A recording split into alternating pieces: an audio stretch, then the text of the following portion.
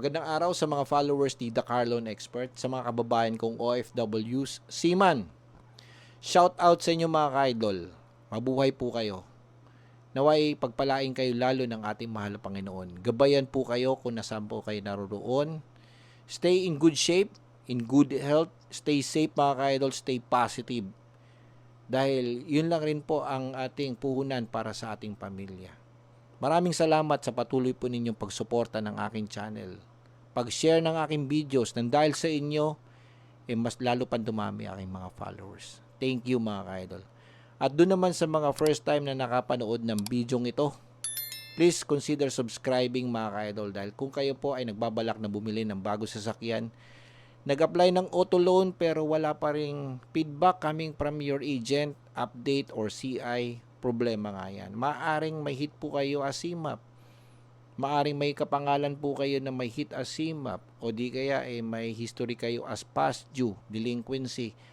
Nahatakan ng sasakyan during pandemic. Problema yan mga ka-idol. All you have to do is follow nyo ako sa aking Facebook page. Mag-message kayo. Sabihin nyo sa akin ang inyong concern. Kung medyo minor lang, walang problema. It's free. Pero kung technical at kailangan nyong kausapin ko kayo over the phone or messenger, walang problema. Matotroubleshoot po natin yan. Yun nga lang, may konti tayong talent fee. Okay? So, in today's video, pag-usapan natin ang inyong mahabang pila sa mga respective dealers kung saan po kayo bibili ng inyong bagong sasakyan.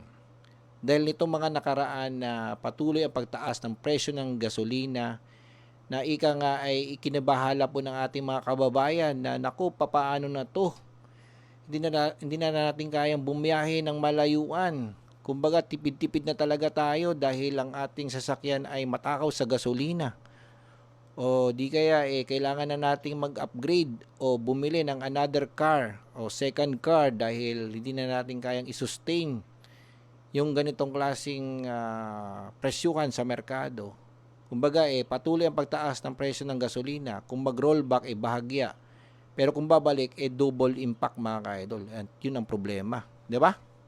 So, kung ako tatanungin ninyo, bibili ba ako ng bagong sasakyan like electric vehicle, plug-in hybrid, o hybrid?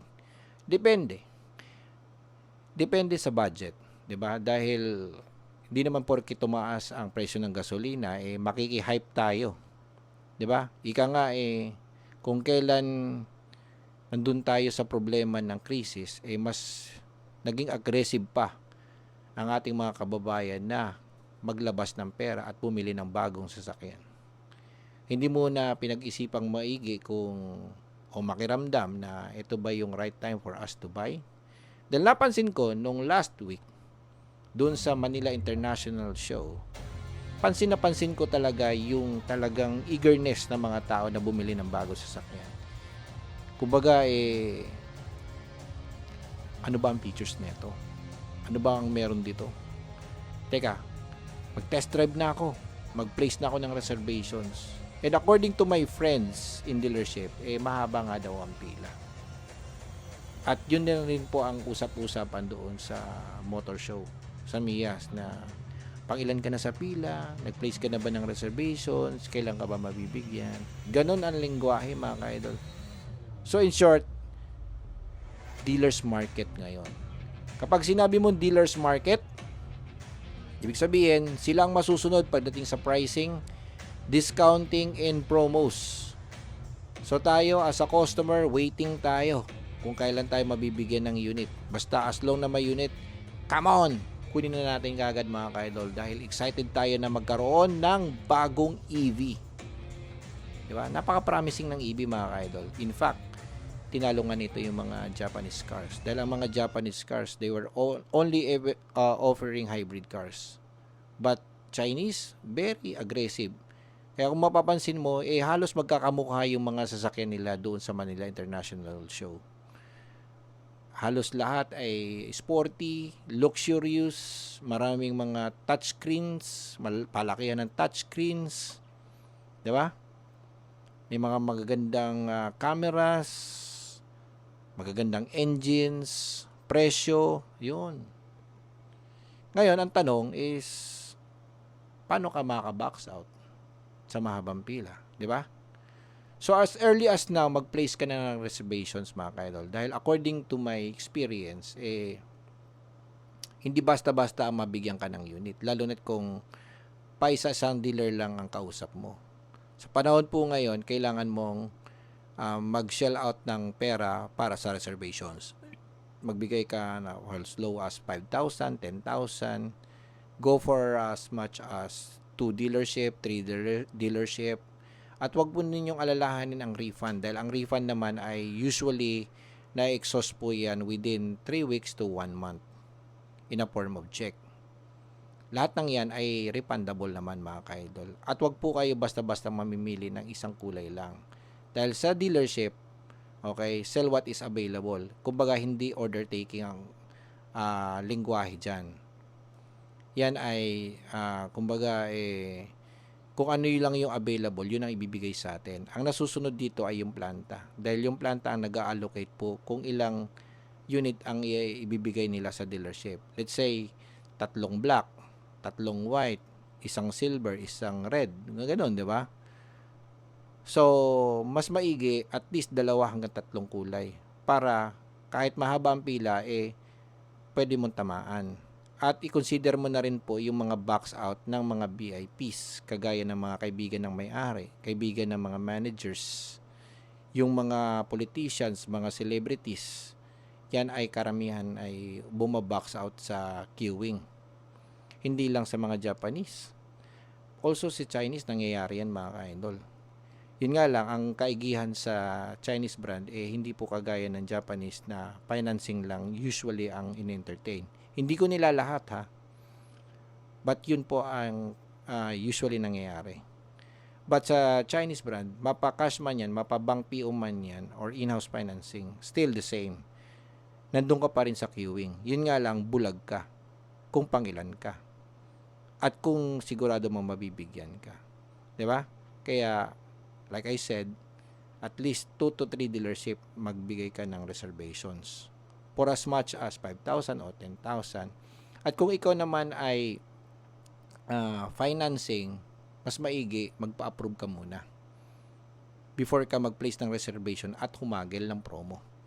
At doon naman sa down payment ay dapat 30% dahil ang ina-approve ng bangko ay usually 30% lang, hindi 20%. Yung mga nakikita mong promo based on 20% ay yun ay parang bait lang ng mga ahente para mag-inquire ka at para mag-apply ka.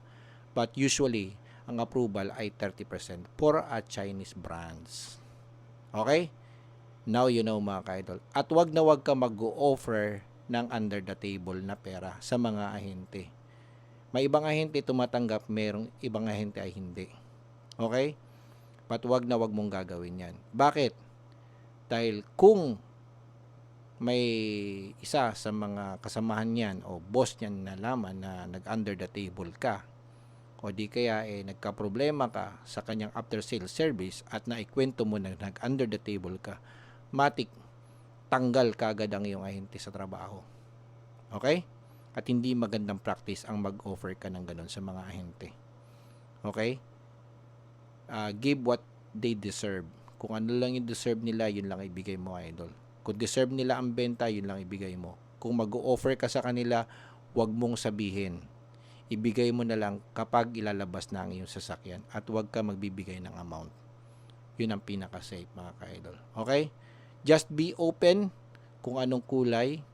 At usually naman yung mga units ay nagdadatingan ng within 3rd week o 4th week of the month. Kung ikaw ay nag-reserve ng 4th week of the month, usually by next month ka na. Okay? Ganun lang mga ka-idol. At dun ka pumila sa mga malalaking dealers. Dahil usually yung mga malalaking dealers ay may mga malalaking allocations din. At kung ikaw ay taga-province, walang problema. Dahil yung taga-province naman ay bihirang bumibili ng mga ganitong klaseng sasakyan. Yung mga high-tech na sasakyan.